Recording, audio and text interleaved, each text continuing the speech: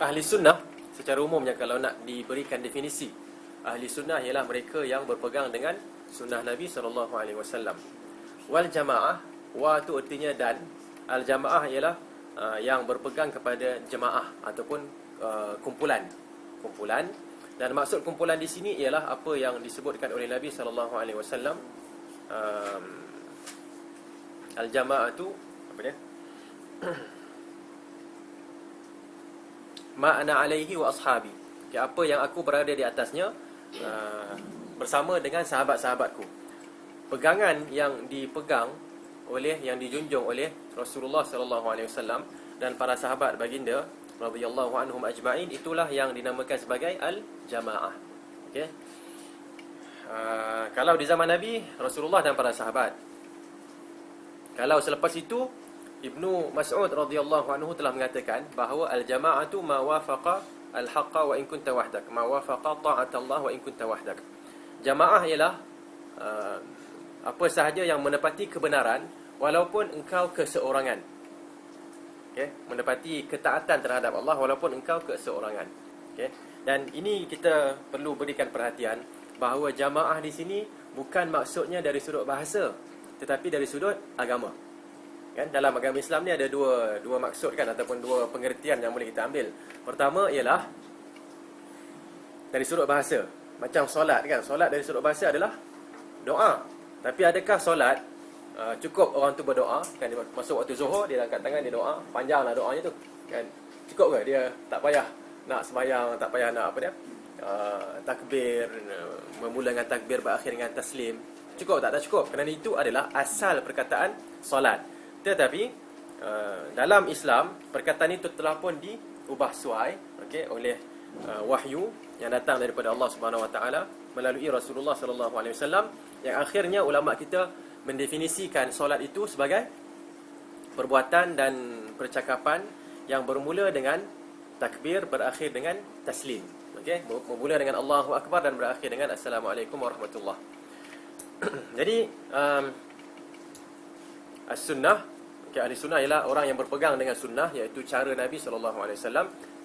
Wal jamaah ialah mereka yang menepati kebenaran. Sama ada mereka ramai ataupun mereka kurang, itu tidak menjadi masalah. Tetapi mereka menepati kebenaran, dan disebabkan mereka itu menepati kebenaran, maka diberikan gelaran yang hebat kepada mereka, iaitu al-jamaah, kumpulan, walaupun dia seorang.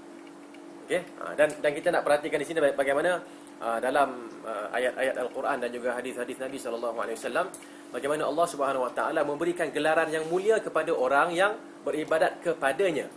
Contohlah kan, macam akhir surah Al-Furqan adanya ayat-ayat berkenaan dengan hamba-hamba Allah.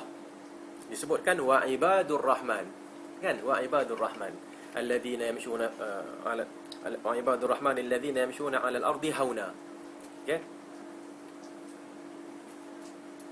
Wa idza khatabahumul jahiluna qalu salama. Dan hamba-hamba Ar-Rahman ialah mereka yang berjalan di atas muka bumi secara tunduk, secara merendah diri. Dan apabila orang jahil menyapa mereka ataupun menegur mereka dengan cara tidak baik, mereka akan mengatakan salam. Maknanya selamat kan. Kita tak mencaci kan. Orang jahat ni cakap pada kita, semoga Allah rahmati anda semua kan. Dahlah, kita bukan balas balik semula. Okey. Perkara yang saya nak tekankan ialah ibadur rahman. Ar-Rahman nama Allah kan. Okey, ibad hamba-hamba. Okey, mereka yang beriman dengan Allah Subhanahu Wa Taala, mereka yang beriman dengan Allah Subhanahu Wa Taala, bukankah mereka juga hamba Ar-Rahman? Bukankah mereka hamba Ar-Rahman? Jawapannya ya. Orang yang kafir dengan Allah, bukankah mereka juga hamba kepada Tuhan yang bernama Ar-Rahman? Sama tak? Kan? Tetapi kenapa Allah Subhanahu Wa Taala sifatkan orang yang beriman sebagai ibadur rahman? Kenapa? Itu yang kita sebutkan tadi sebagai gelaran yang mulia. Allah Subhanahu Wa Taala khususkan kepada hamba-Nya yang benar-benar beriman kepada Allah Azza wa Jalla.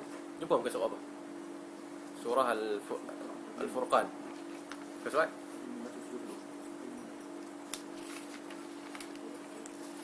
570, belakang sekali. Tengok kat situ. wa ibadur rahman, ayat yang ke-63 sampai habis tu adalah ciri-ciri hamba-hamba Tuhan yang Maha Penyayang, hamba-hamba Ar-Rahman. Wa ibadur rahmanil ladzina yamshuna 'alal ardi hauna wa idza khatabahumul jahiluna qalu salama, sampailah ke akhir. Okey. Ini khusus untuk orang yang beriman, tetapi diberikan nama gelarannya ibadur rahman, kan? Ini lebih kurang kat sinilah sama, bahawa ahli sunnah wal jamaah. Okay, wal jamaah kita mungkin ingat jamaah Darut Taklim, kan? Jamaah macam-macam lagi jamaah yang ada. Adakah itu jemaah? Tidak semestinya. Walaupun dia seorang, dia tak masuk mana-mana jemaah ataupun kumpulan, kalau dia menepati kebenaran, maka dialah yang dimaksudkan dengan ahli sunnah wal jamaah. Okey?